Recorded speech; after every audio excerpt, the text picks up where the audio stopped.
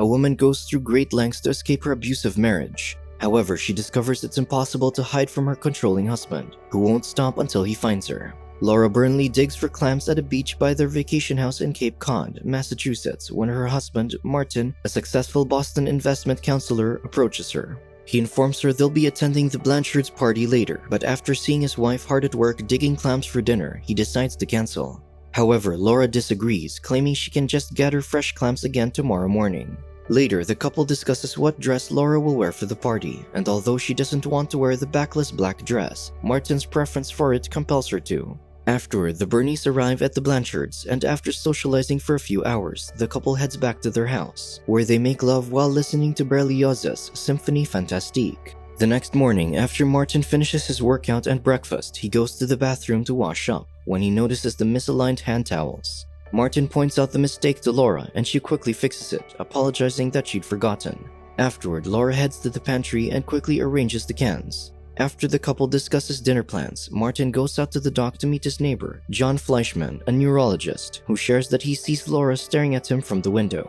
As Martin admires his boat, he explains that he doesn't sail much since his wife doesn't know how to swim because she fears the water due to a drowning incident as a child. John, a seasoned sailor, invites them to sail with him later that evening, claiming the weather to be ideal, and Martin accepts. Martin returns to the house where he accuses Laura of cheating with John and hits her violently, causing her head to bleed.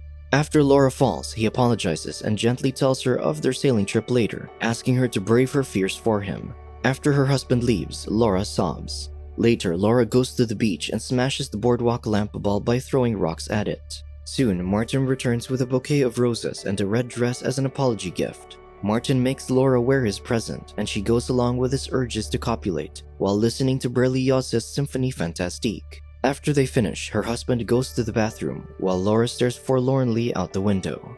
As they have dinner on the veranda, Laura informs Martin that she plans to work full-time at the library instead of her usual 3 days, causing them to argue about her sneaking out to attend her mother's funeral 6 months ago. Martin suspects that Laura's provoking him into a fight so she won't have to join them on the sailboat, and tells her to postpone their argument. Later that afternoon, Martin approaches Laura as she stares at his wedding gift for her, an Egyptian centerpiece, and she admits their honeymoon was the happiest day of her life. Martin wraps a coat around her, promising they'll always be together and that nothing can keep them apart. Soon, the couple joins John out his evening sail when an unexpected storm arrives. As the downpour intensifies, Martin and the doctor struggle to maintain control of the boat, and the former falls overboard. After John pulls him up, Martin notices that Laura's gone and frantically calls out to her. Hours later, Martin and the Coast Guard extensively search for his wife, but all they find is her life jacket, leading them to presume she had drowned. When Martin returns home, he furiously throws the Egyptian centerpiece at the window and calls out Laura's name in anguish. Soon, Martin holds a funeral service for Laura by the sea. However, Laura is alive and had secretly learned how to swim at the YWCA months prior. During the storm, Laura had jumped overboard, swam ashore, and returned home undetected by passing through the boardwalk with the broken lights. She quickly cuts her hair, donned a wig, and flushed her wedding ring down the toilet. After cleaning her mess, Laura grabbed her stashed belongings and headed to the bus station. While in transit, Laura strikes up a conversation with a woman and shares that she's going to visit her blind, disabled mother, Chloe Williams, revealing that the old woman is still alive and living in a nursing home. Laura then tells her seatmate that she just visited her old friend who left her abusive husband of 3.5 years, elaborating that she managed to escape by risking everything. Realizing that Laura's referring to herself, her seatmate commends her bravery. The next day, Laura arrives at Cedar Falls, Iowa, and relishes in her newfound freedom. Soon, Laura meets Iris Nepar, who tours her around a potential house for rent. Laura decides to rent it under her new name, Sarah Waters, and soon fixes up her new home. Laura settles into her new life and is content with where she is now.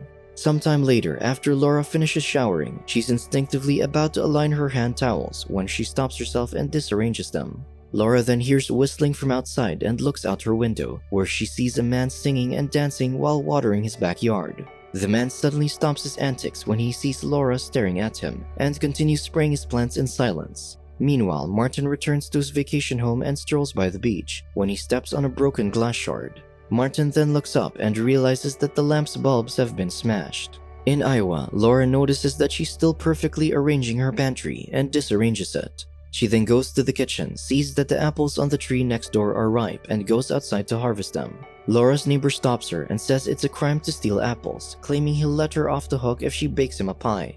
However, Laura refuses, drops the apples to the ground, and goes back to her house. Later, her neighbor apologizes for scaring her and gives her the apples she dropped earlier. He introduces himself as Ben Woodward, a drama teacher from the local college. Ben tries to get to know her, but Laura deflects his questions and tells him it's getting late. He then invites her over for dinner tomorrow night, claiming he'll make pot roast to complement her apple pie.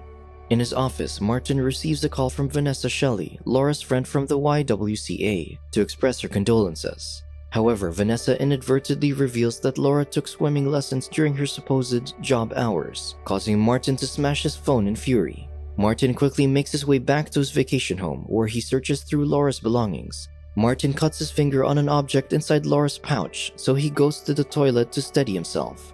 Then he sees Laura's wedding ring in the water, confirming that she's still alive. Later that night, Laura goes over to Ben's place with her apple pie, where she sees that he accidentally burned his pot roast. Ben asks Laura if she wants to put on some classical music, to which she replies anything but Berlioz's Symphonie Fantastique. Ben heard that Laura's trying to find a job and offers to help her get into his college, but she vehemently refuses as she has no personal records. Ben notices her head wound and Laura quickly covers it with her hair. Sensing she has a troubled past, Ben asks for her name, making Laura smile. Soon, Martin visits Chloe's old nursing home to ask if they've seen Laura recently.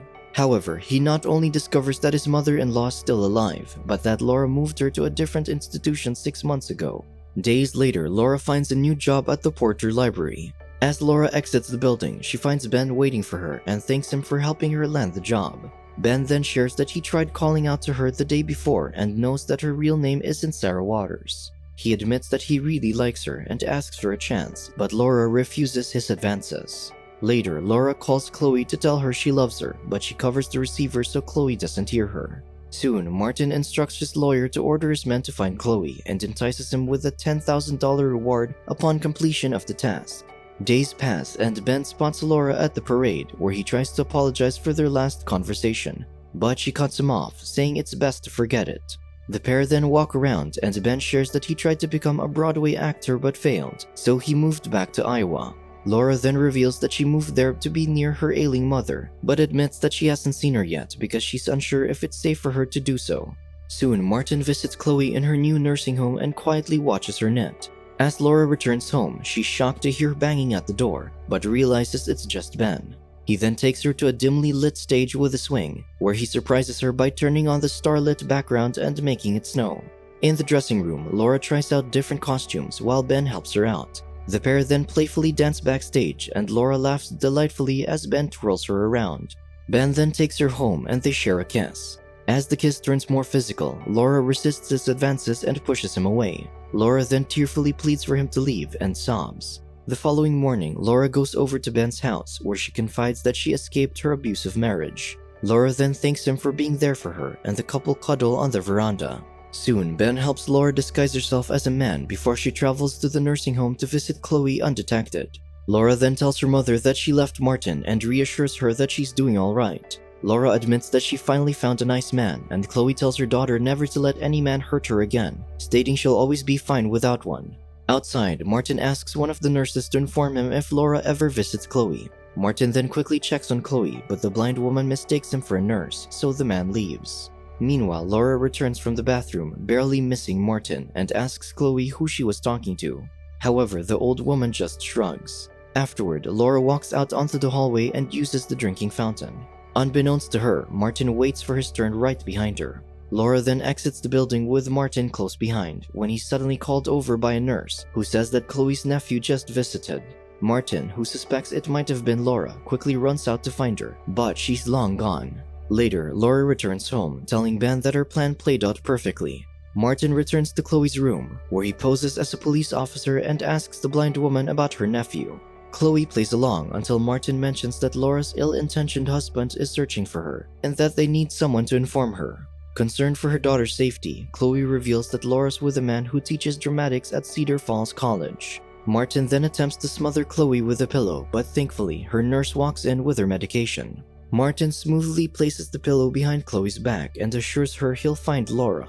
The next day, Martin hides in a drama teacher's vehicle and points a gun at him from the back seat. Martin demands Laura's location, but the man doesn't know what he's talking about and insists that he isn't attracted to women. Realizing his mistake, Martin threatens to shoot him if he snitches to the police, before knocking the man out cold and exiting his car. Martin then enters the college and sneakily watches Ben from the back of the auditorium as he's teaching a class. When Ben leaves, Martin follows him. Later, Martin tails Ben into a carnival where he sees his wife smiling at the latter, angering him. His fury is aggravated even further when he sees them making out on the Ferris wheel. Afterward, Ben leads Laura home and she says she'll freshen up before heading over to his house. As she takes a bath, she notices that her hand towels have been perfectly aligned and immediately exits the bathtub. Laura checks the rooms one by one but finds no one. When Laura heads down to the kitchen, she spots 2 of the 3 hand towels aligned and opens up the pantry. To her relief, the contents are still disorganized. As she's making her way to the stairs, Laura hears the kitchen window banging. She goes over to close it when she suddenly sees a man's reflection in the window. However, it's just Ben who came over to tell her he finished setting up their picnic. After they have wine outside, Ben leads her back to her door where they kiss and call it a night. Meanwhile, Martin spies on her from outside while she's preparing toast. As Laura plays her stereo, she's surprised to hear Berlioz playing, but brushes it off, thinking Ben might have placed the tape in. When she goes to her bedroom, she's shocked to see her bathtub overflowing and quickly rushes to drain it. Laura then notices that her bedroom closet is unlocked and is about to check when the fire alarm sounds out. Laura goes to the kitchen to unplug the toaster, but it sparks, causing the lights to flicker. Laura tries to turn off the alarm and ultimately smashes it with the end of her broom to shut it off. Afterward, Laura throws the pieces in the trash bin where she spots all 3 hand towels now aligned. She heads over to the pantry where she's horrified to discover that all the cans are now perfectly arranged. Laura is about to run out of the house, but she sees the front door's been blocked by her stereo playing Symphonie Fantastique. To her horror, Martin reveals himself and confronts her, just as Ben knocks on the front door. Martin instructs her to make him leave, but Ben senses something is amiss and breaks down the door. He tries to fight Martin, but the latter knocks him unconscious. Martin then embraces Laura and hands her her wedding ring. As he leans down to kiss her, Laura knees his groin, which causes him to throw the gun away. Laura attempts to get it, but Martin grabs her ankles, causing her to fall.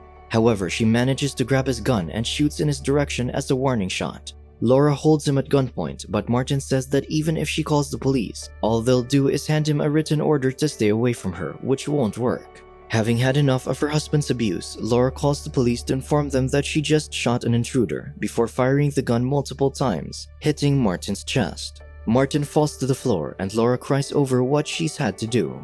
All of a sudden, Martin grabs her hair and attempts to shoot her, but the gun clicks empty. As Martin dies from his wounds, Laura rushes over to Ben and they embrace as they await the police. Subscribe to watch more videos like this, turn on notifications and leave a like to help the channel out. Thank you for watching.